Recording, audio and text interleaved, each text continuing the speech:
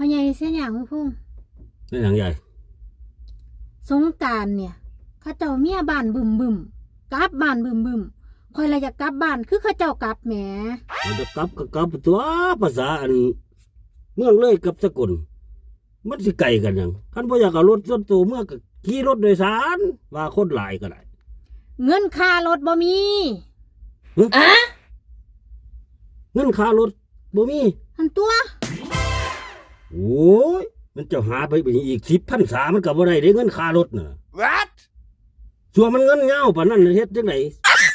สิบ่ได้กู้เอาคือศาสตร์เหงาอยู่วัดนี่บ่ใส่กระเป๋า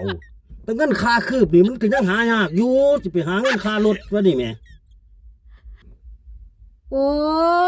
ยกูละสร้างผัวกูปึกผู้ใดปึกเจ้าตัวปึกผู้ใดบ้านมีหยังใดมีเงินค่ารถแล้วก็มีแต่ค่าคืบที่ตัว